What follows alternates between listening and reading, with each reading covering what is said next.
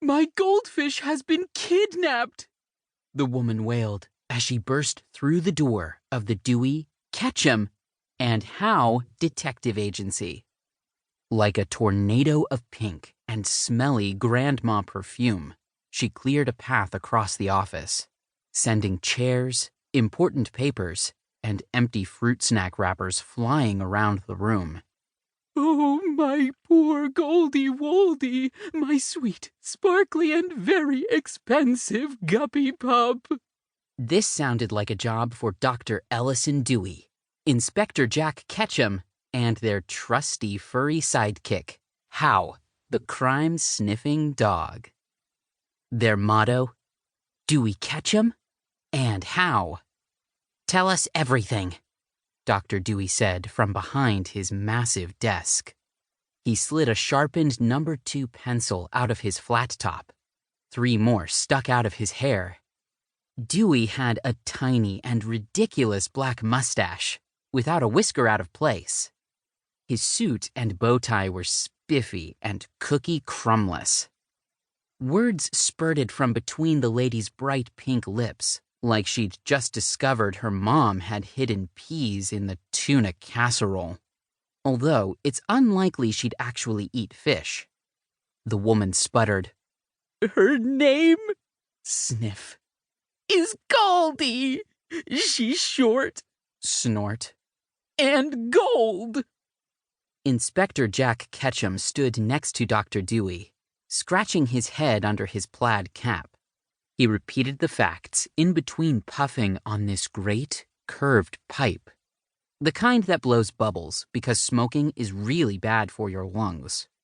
The doctor jotted them down in his very important clues notebook. Goldie, the goldfish. How, the crime-sniffing dog, put his paws up on the edge of the desk.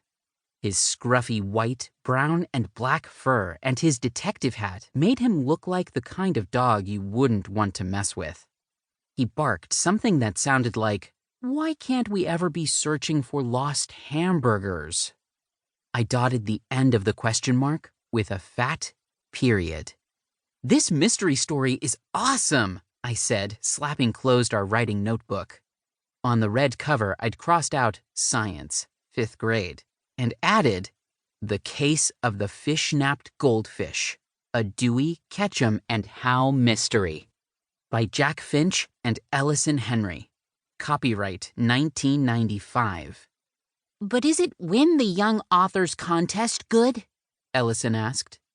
My scruffy dog, Arrow, jumped up onto my lap, where I sat on an overturned 5-gallon bucket.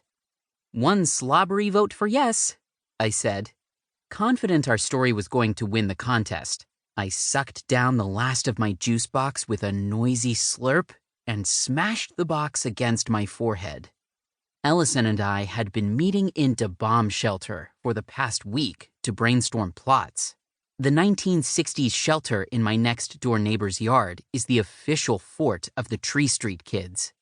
Ellison's right arm was still in a sling after he'd made the most epic touchdown in Deer Creek Lions Pee-wee football history. So I'd been doing all the pencil work. We now had our first scene written, and the story wasn't due until November. The first prize for our school's writing competition was a brand new 1995 XZ1.